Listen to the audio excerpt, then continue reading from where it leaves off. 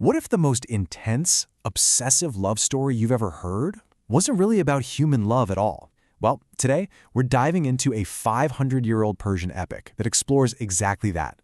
It's a timeless story of desire, beauty, and the divine that has, believe me, captivated readers for centuries. The whole story really hangs on this one incredibly powerful idea. You see, the poet, Jamali, he's suggesting that what we call physical beauty isn't just some distraction. No, it's a signpost. It's a glimpse of something so much bigger. Think of it like a hook that catches the human soul and starts pulling it toward its true home. So let's get into it. This isn't just any old love story. To really get its power, we have to go back to the source, a 15th century Sufi mystic. What we're looking at right here is the source itself, Yusuf and Zulaikha, written by Nur al-Din Abd al-Rahman Jami. This guy was an absolute master of Persian literature, and this is the crucial part, a Sufi mystic. And that Sufi background? Well, that's the secret key to the entire poem. Sufism is this mystical path within Islam that's all about a direct, personal experience of the divine. So when Jami tells a love story, he's using it as an allegory, a story with this hidden, deeper spiritual meaning about the soul's passionate and often really painful journey back to God. And this epic journey, it doesn't kick off with a chance meeting or a stolen glance. Nope. It all begins in a much more mysterious place, a dream. Our main character is Zulaikha, a powerful princess. And night after night, she's visited in her sleep by the image of a man so beautiful it literally takes her breath away. She becomes hopelessly, completely infatuated. Not with a real person, but with a perfect image, an ideal that she now believes has to exist somewhere out there. So you see, her passion isn't born from a real encounter. It comes from a vision of perfection. It's this all-consuming obsession with an ideal that she now feels compelled to find in the real world. All right, so years go by, Zulaikha's search eventually leads her to Egypt, and this is where her dream is about to smash right into a startling and very complicated reality. And here is the twist. The man from her dreams, Yusuf, he finally appears, but he's not a prince, he's not a king, he's a slave, being sold in the marketplace. And in this moment of just unbelievable dramatic irony, he's purchased by Zulaikha's own husband, the Grand Vizier of Egypt. All of a sudden, the object of her entire lifelong obsession is living under her own roof, but he is completely unattainable. He's her property, yet he's totally beyond her reach. The palace becomes this beautiful prison, a golden cage, where her passion just reignites with this dangerous, overwhelming intensity. But here's the thing about Yusuf. His character is defined by so much more than his beauty. He is deeply, deeply pious and virtuous. You could say his beauty is just a reflection of his inner purity. And so, he gently but firmly resists all of Zulaikha's attempts to seduce him.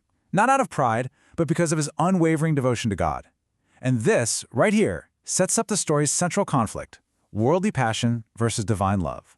Okay, this is where things get really intense. Zulaikha's frustration and desire build and build until she decides she has to force the issue, leading to the story's incredible, heart-pounding climax. She constructs the ultimate trap. She lures Yusuf into this magnificent palace she had built just for this purpose. She leads him through the first door and locks it, then a second and locks it, and a third. The tension just builds with each heavy click of the lock until they're standing in the seventh and final room, completely sealed off from the world. The room is filled with mirrors, reflecting them over and over, and here she makes her final desperate move. So, faced with this overwhelming temptation, Yusuf does the only thing he can. He turns to God. He prays for deliverance, and in a moment of pure divine intervention, he turns to run. And get this, miraculously, all 7 of those heavy, locked doors just burst open right in front of him, and he escapes. It's a stunning moment, a testament to spiritual strength, completely triumphing over earthly desire. Now, this escape is the turning point, not just for the plot, but for the very nature of love itself in the story. You see, Zulaikha's failure, it kicks off this long, painful process of transformation. To really get this transformation, you need to know 2 key Sufi concepts. The first is ishq majazi, or metaphorical love. This is Zulaikha's love for Yusuf. It's powerful, it's all-consuming, it's a passion for a created being, for a beautiful physical form. It's real, it's intense, but it's ultimately pointed at the wrong target. And the second concept is ishq hakiki, or true love. This is the love that Yusuf embodies. It is love for the Creator, for God, the source of all beauty. It is pure, spiritual, and absolute. The goal of the soul in Sufi thinking is to move from that metaphorical love to the true love. And for Zulaikha, this is where the real transformation begins. After Yusuf escapes, she goes through years of public shame, she loses her beauty, she suffers deeply. And all this pain, it acts like a fire, burning away the selfish, possessive parts of her love. Her worldly desire, her ishq majazi, is slowly purified until it completely transforms into selfless, spiritual devotion, ishq hakiki. She stops wanting to possess Yusuf and starts seeing the divine beauty through him. So what does it all mean? Well, this epic tale of passion and piety is, when you get right down to it, a map. It's a map of the human soul's journey. Here's where the allegory just clicks into place. Yusuf, he isn't just a man. He symbolizes divine beauty, the ultimate beloved, God. And Zulaikha, she's not just a woman.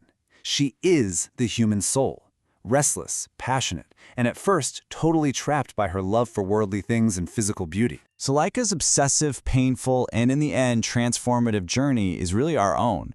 It's the story of the soul falling for the beautiful things in this world, and through that flawed love, learning to see the source of all beauty, the divine itself. And this leaves us with a really profound question that Jami's masterpiece asks us all to think about. Does the spiritual journey require us to turn our backs on the beauty of the world?